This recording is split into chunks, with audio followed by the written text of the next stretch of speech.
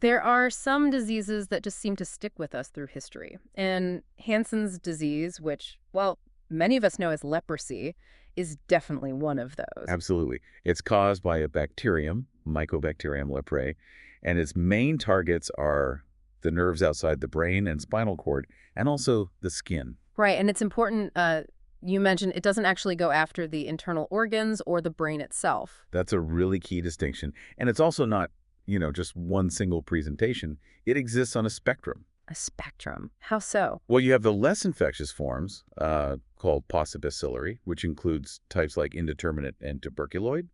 And then you have the more infectious multibacillary forms. Okay, so the multibacillary ones, that's things like borderline and lepromatous leprosy. Exactly. And those are the ones we worry about more. More contagious, harder to treat. Precisely. Multibacillary means the person's immune system isn't fighting the bacteria off as effectively, so the bacteria multiply much more. That makes it more infectious, yeah. And also more likely to relapse after treatment. The sheer scale of it is kind of mind-boggling. The WHO puts the number around 11 million cases globally. Yeah, and some estimates, like from the London Leprosy Study Center, suggest it could even be higher, maybe Yeah. 15, 16 million. And the really shocking part, less than 20%, less than 1 in 5 are actually getting treatment. It's a huge treatment gap.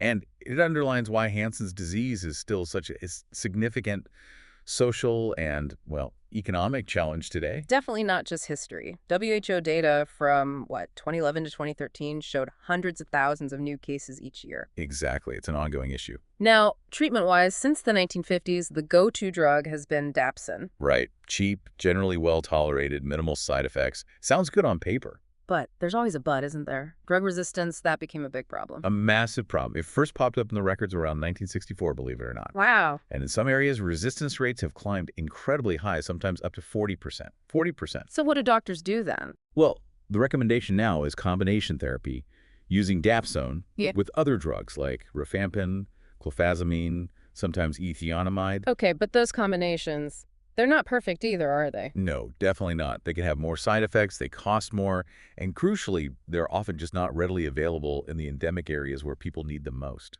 And there's still no vaccine. Still no vaccine, which really highlights the need for alternative approaches or maybe adjunctive therapies, things that can help the standard treatments work better. Which brings us nicely to our deep dive today. We're going to explore something a bit different, the potential role of hyperbaric oxygen therapy, HbO2, in treating Hansen's disease, looking at the research that's out there. Absolutely. It's a really fascinating, maybe slightly unexpected thread of research with quite a long history itself. Okay, so let's dive into that history. The early days of using pressure in medicine, the 1930s, it sounds like things were a bit up and down. That's a fair way to describe it, yeah.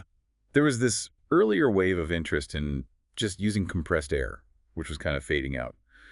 Dr. Cunningham's somewhat infamous hospital closing down is maybe a symbol of that era ending. Right. But even as that was happening, some researchers were looking at, well, genuine hyperbaric oxygen, high concentrations of oxygen under pressure. And this is where the Brazilian researchers Álvaro Osorio de Almeida and Eduardo Robello come into the picture around 1937. Exactly. They specifically started investigating HbO2 for lepromatous leprosy. And this was the real deal, not just compressed air. And they actually published on this. They did. They gave a formal report to the Brazilian National Academy of Medicine in November 37, then published papers in Brazilian and French dermatology journals in 1938. These are really the first published reports we have on using HbO2 for Hansen's disease. How did they even get started on this? It seems like an unusual connection to make back then. It was actually kind of accidental or serendipitous, you might say. They were running HbO2 trials for cancer patients, and they noticed that some participants who also had leprosy seemed to be improving. Their leprosy symptoms were getting better. Wow. Okay. So an unexpected side effect almost. Precisely. And that observation sparked an idea. A really clever one, actually. They thought about combining HbO2 with methylene blue. Methylene blue, why that? Well, their thinking was, methylene blue was known to make oxygen more toxic to microorganisms. And they also knew Mycobacterium leprae tends to soak it up, to fix it, as they put it. Ah, so the dye gets taken up by the bacteria and then the high oxygen environment becomes extra toxic, specifically to those bacteria. That was the hypothesis, Yeah. a targeted approach. So did they test it? Yes, they ran a small clinical trial in Rio at the Hospital Gaffrey in Gwynley starting August 1937. 9 patients. Okay, 9 patients. What did the treatment involve? They used pressures of 3.0 to 3.5 ATA atmospheres absolute. Which is quite high. For context? Oh, yeah. Normal air pressure is 1 ATA. So this is like being maybe 60 to 80 feet underwater. Significant pressure. The sessions lasted 70-80 minutes, and patients got about 10 hours total cumulative treatment time. And what were the results? What did they observe? Well, according to their reports, the results were pretty striking. They saw visible improvements, less skin infiltration, the bumps, the tubercles started to disappear. Patients gained weight, felt generally better. And importantly, what about the bacteria? They reported seeing fewer bacteria under the microscope, and the ones they did see looked altered. And in 6 out of the 9 patients, they said the bacteria disappeared completely from the samples. 6 out of 9. That's pretty significant for an early trial. It was, and based on this, they actually claimed that their combination HBO2 plus methylene blue was the most effective treatment for leprosy available in their time. That's a bold statement. It really shows how promising they felt these initial results were, especially considering how few options doctors had back then. It's kind of surprising then that after such a strong start, there seems to have been a really long gap. We jumped for what, over 30 years? Yeah, it's quite a jump to the late 1960s before we see renewed interest, this time in Argentina, with Dr. Felix F. Wilkinson. And he started looking into this independently. He didn't know about the Brazilian work at first. Apparently not. He started exploring HBO2 for Lepromatous leprosy on his own. It was only when he published in 1970 that he referenced and acknowledged Osorio de Almeida and Robello's earlier studies. It does make you wonder if that initial work just didn't get widely circulated or perhaps wasn't fully appreciated at the time. Then another Argentinian researcher, Dr. Sebastian Rosasco, presented some really attention-grabbing data in 1973. Yes, at a conference in Vancouver. He reported on 200 Lepromatous patients treated with HBO2. The protocol was 3 ATA, 1-hour sessions twice a day for just 3 days. Only 3 days, and they stopped their regular drugs during that time. That's what was reported. But the really key finding was the follow-up.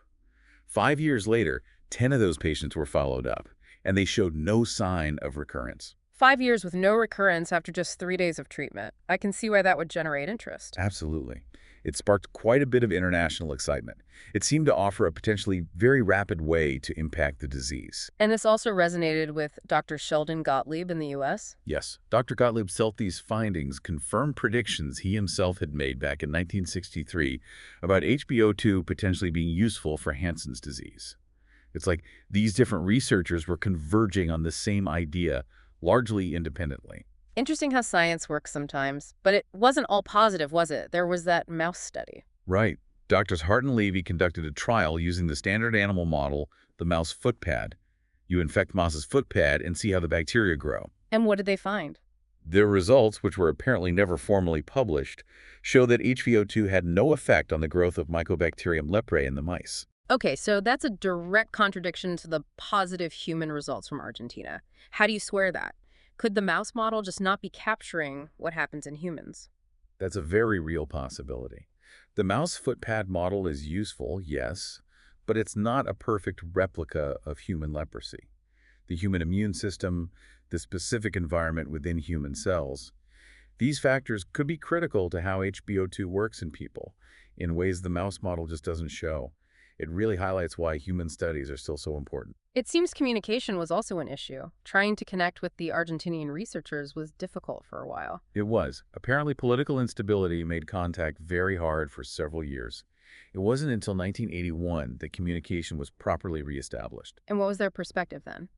They sounded quite frustrated, actually. Frustrated by skepticism from some colleagues, and limited resources meant they could only continue treating some charity patients sporadically. But that renewed contact did eventually lead to a pilot study in the U.S., trying to replicate the South American work. Yes, funded by the Max and Victoria Dreyfus Foundation. They set up a careful protocol.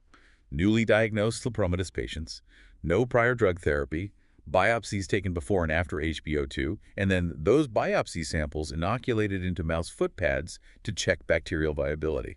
Sounds thorough. How did it go? Well, frustratingly, they only managed to enroll and treat one single patient under that protocol due to various logistical issues. Just one. What happened with that patient? Clinically, there were some positive signs. They noted a fading of skin lesions, less facial swelling, what they called centripetal blanching. So visually, some improvement. But what about the bacteria in the mouse pad tests? 8 months after the HBO2 treatment, there wasn't a significant difference in bacterial numbers in the mice compared to the pre-treatment samples. So the lab results didn't really back up the clinical observation in that one case. Hmm.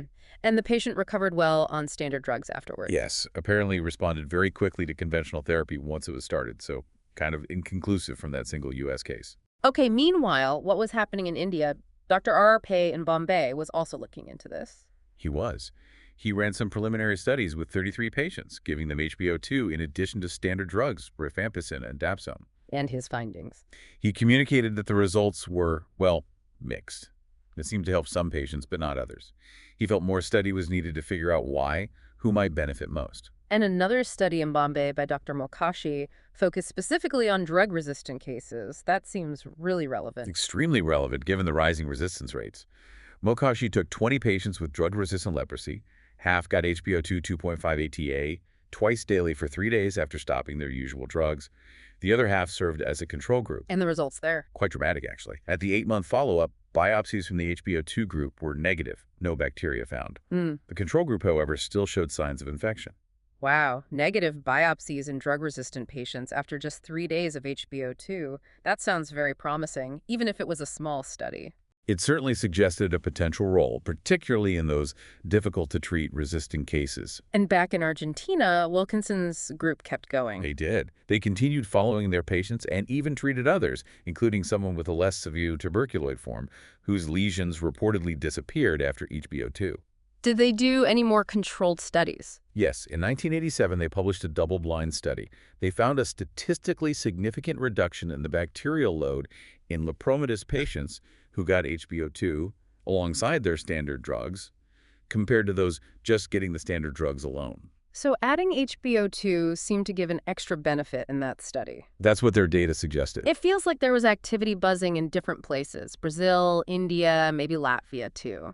There were certainly rumors and anecdotal reports from various centers, but the only other published finding from that period seems to be a report from Latvia, which looked at free radical activity in one patient and found HBO2 didn't seem to increase it, which was perhaps addressing a safety concern. But overall, yeah, a mix of findings, not always consistent. Okay, so let's try to piece this together. We have these intriguing, sometimes quite positive results in human patients, especially from South America and India. But then we have the consistently negative results in the mouse model. Right. It strongly suggests HBO2 isn't just directly killing the Mycobacterium leprae. It's probably not a simple magic bullet against the bacteria itself. That seems very likely, yes. Yeah. The beneficial effects seen in humans are probably more indirect. So what could be happening? What are the potential mechanisms? Well, there are a few possibilities. It could be subtly altering the patient's immune response, maybe making it more effective at targeting the bacteria. Okay. Another idea relates to oxygen metabolism. Mycobacterium leprae lives inside our cells, an obligate intracellular parasite. Flooding the system with high levels of oxygen via HBO2 might interfere with how the bacteria handles oxygen, sort of disrupting its internal environment. Making life uncomfortable for it, essentially. Potentially, yes. Or maybe HBO2 improves the function of our own immune cells, like leukocytes, making them better fighters.